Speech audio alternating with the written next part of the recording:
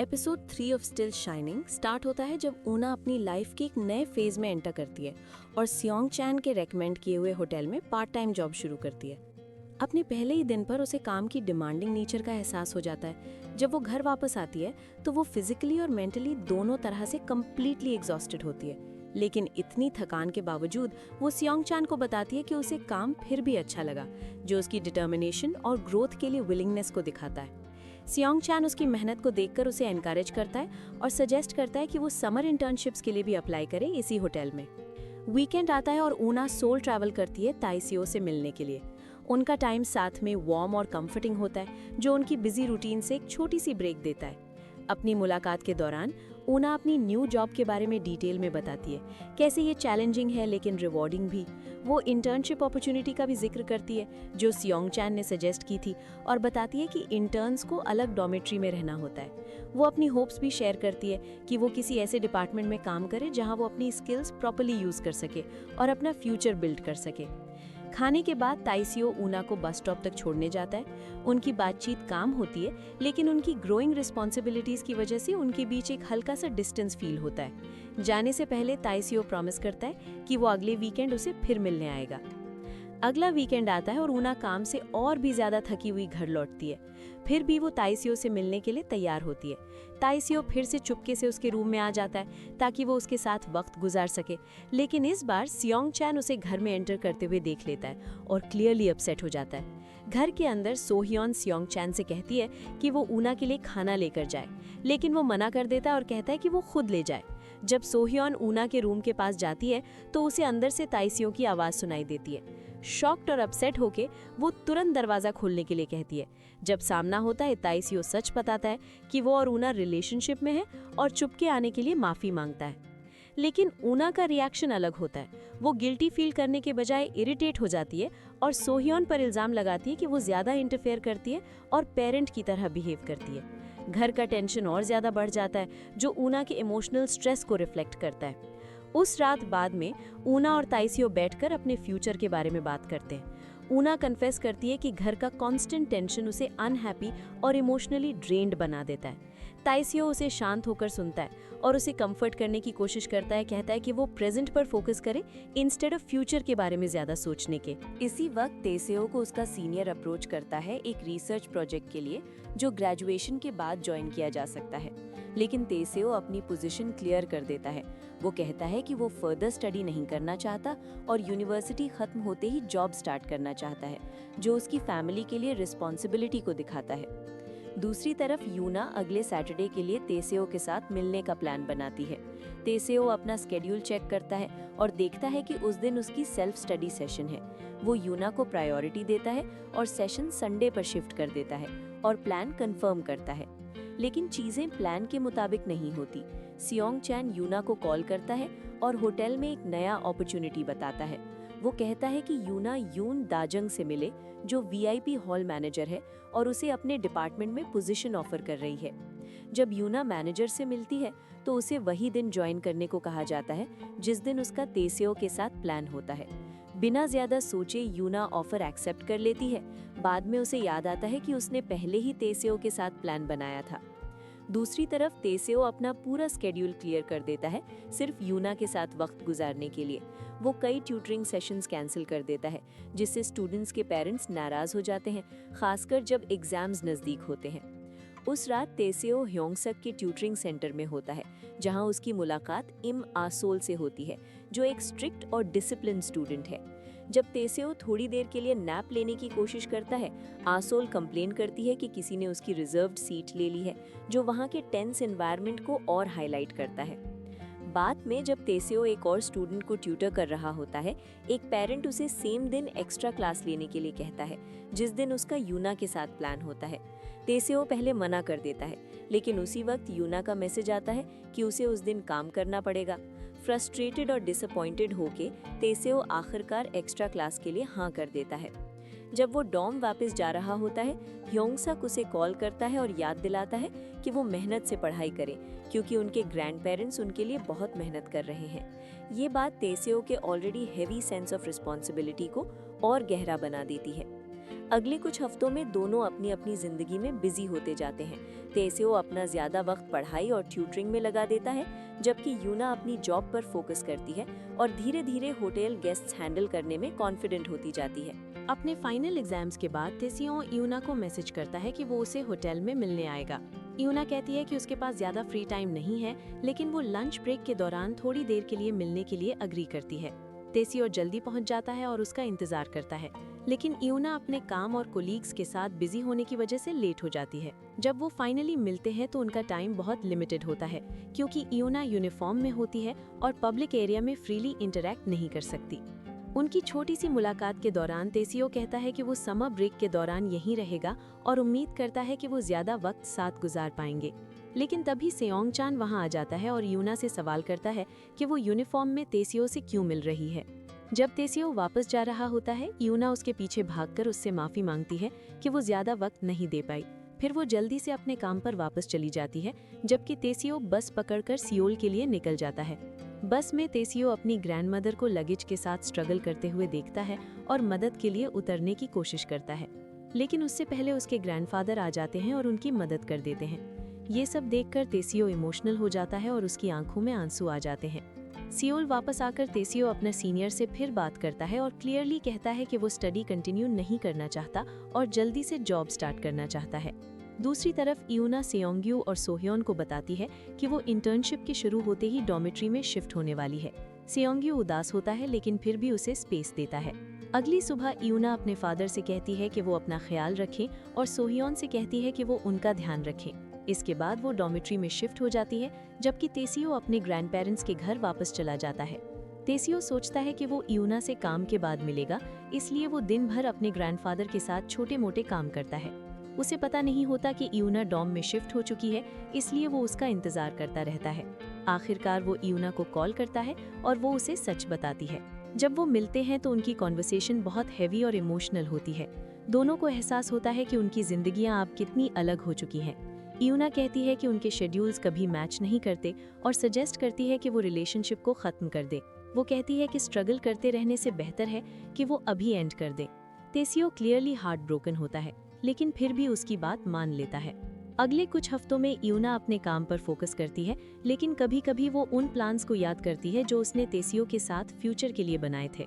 वक्त गुजरता है और विंटर हॉलीडेज के दौरान तेसियो वापस टाउन आता है और अपनी फैमिली के साथ वक्त गुजारता है। जब वो सियोल वापस जा रहा होता है तो वो उन यादों के बारे में सोचता है जो उसने यूना के साथ शेयर की थी, खासकर उनके लाइब्रेरी के दिन। एपिसोड का एंड एक 10 साल के टाइम जंप के साथ होता है, जहां तेसियो अब सियोल में एक ट्रेन ऑपरेटर के तौर पर काम कर रहा होता है। Episode 3 of still shining start होता है जब ऊना अपनी लाइफ के एक नए फेज में एंटर करती है और सेओंग चैन के रेकमेंड किए हुए होटल में पार्ट टाइम जॉब शुरू करती है। अपने पहले ही दिन पर उसे काम की डिमांडिंग नेचर का एहसास हो जाता है। जब वो घर वापस आती है तो वो फिजिकली और मेंटली दोनों तरह से कम्प्लीटली एग्जॉस्टेड होती है, लेकिन इतनी थकान के बावजूद वो सेओंग चान को बताती है कि उसे काम फिर भी अच्छा लगा, जो उसकी डिटर्मिनेशन और ग्रोथ के लिए विलिंगनेस को दिखाता है। सेओंग चान उसकी मेहनत को देखकर उसे एनकरेज करता है और सजेस्ट करता है कि वो समर इंटर्नशिप्स के लिए भी अप्लाई करे इसी होटल में। वीकेंड आता है और ऊना सोल ट्रैवल करती है ताइसियो से मिलने के लिए। उनका टाइम साथ में वार्म और कंफर्टिंग होता है, जो उनकी बिजी रूटीन से एक छोटी सी ब्रेक देता है। अपनी मुलाकात के दौरान ऊना अपनी न्यू जॉब के बारे में डिटेल में बताती है, कैसे ये चैलेंजिंग है लेकिन रिवॉर्डिंग भी।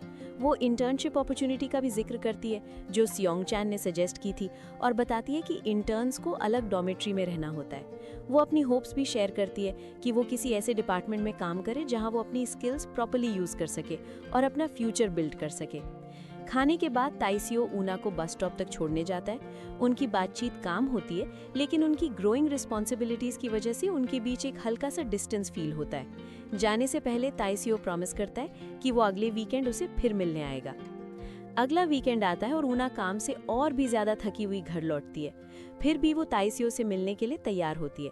ताइसियो फिर से चुपके से उसके रूम में आ जाता है ताकि वो उसके साथ वक्त गुजार सके, लेकिन इस बार सेओंग चान उसे घर में एंटर करते हुए देख लेता है और क्लियरली अपसेट हो जाता है। घर के अंदर सोह्योन सेओंग चान से कहती है कि वो ऊना के लिए खाना लेकर जाए, लेकिन वो मना कर देता है और कहता है कि वो खुद ले जाए।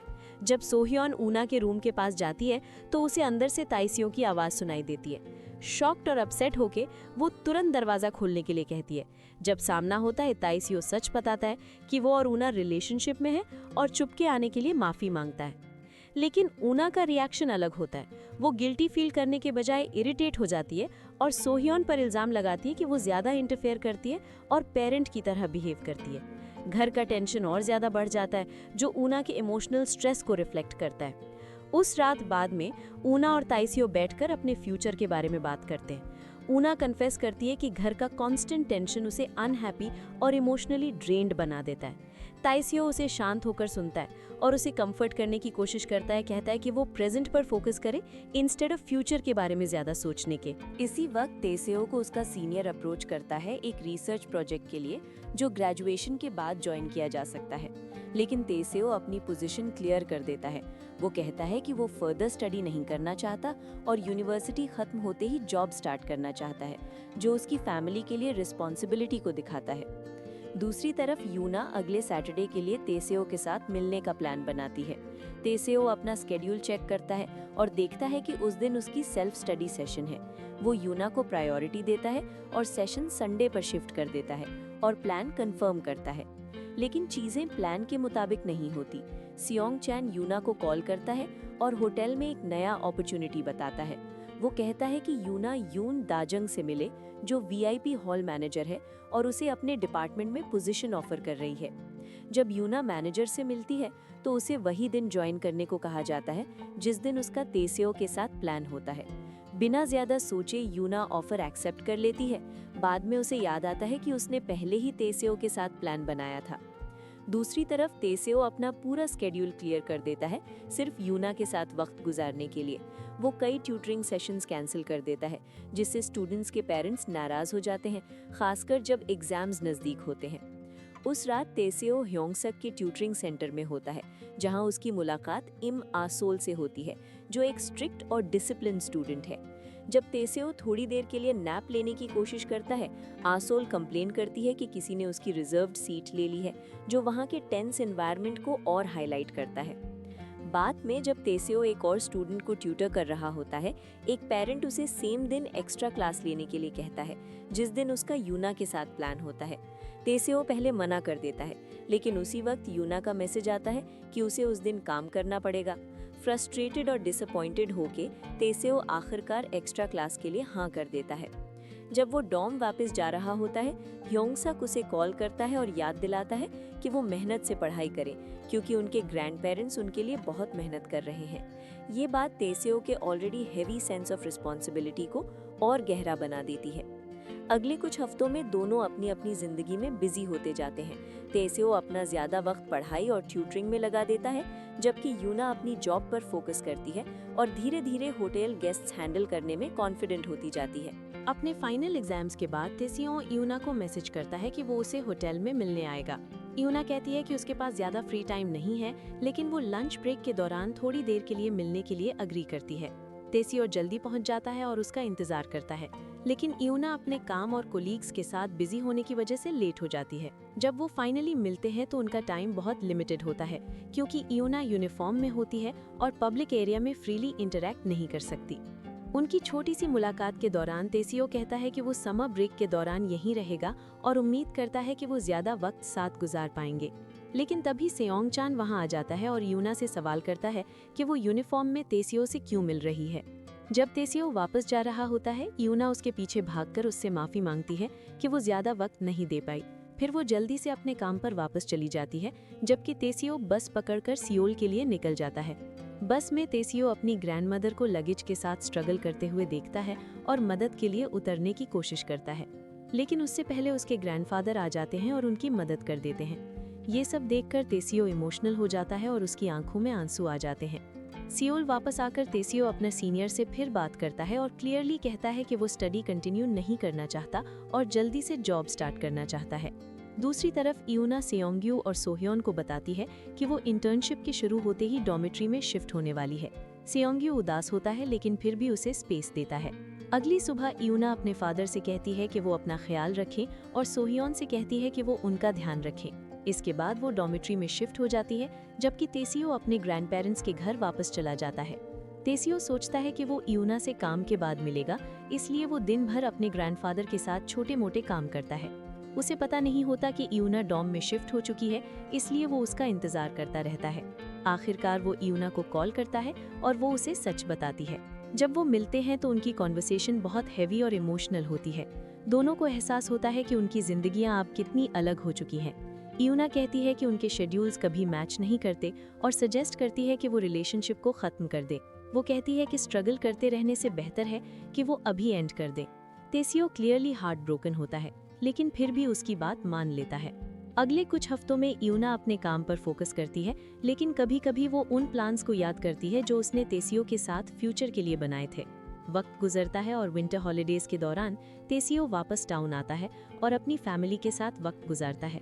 जब वो सियोल वापस जा रहा होता है तो वो उन यादों के बारे में सोचता है जो उसने इयूना के साथ शेयर की थी, खासकर उनके लाइब्रेरी के दिन।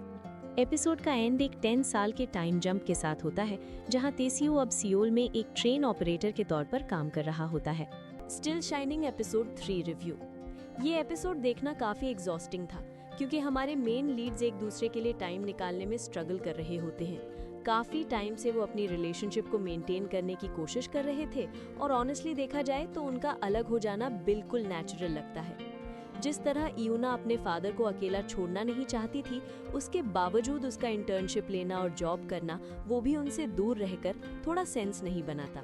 वो इजीली सोल की किसी यूनिवर्सिटी में शिफ्ट हो सकती थी और जब जरूरत होती तब घर ट्रैवल कर सकती थी। लेकिन फेयर रहने के लिए यहाँ उसके फादर की भी कुछ गलती है। अगर वो सोह्योन के साथ अपनी रिलेशनशिप को लेकर सीरियस होते तो वो इयोना को क्लियरली बता सकते थे। इससे इयोना को अपनी लाइफ और डिग्री के डिसीजंस लेने में ज्यादा क्लैरिटी मिलती। मुझे सबसे ज्यादा बुरा तेसियो के कैरेक्टर के लिए लगता है, जो गिल्ट और रिस्पॉन्सिबिलिटी के बीच फंसा हुआ है। वो सिर्फ अपनी पढ़ाई ही नहीं कर रहा, बल्कि ट्यूटरिंग करके मेहनत भी कर रहा है और साथ ही इयोना के लिए टाइम निकालने की भी कोशिश कर रहा है। ये सब बैलेंस करना उसके लिए क्लियरली बहुत मुश्किल हो रहा है।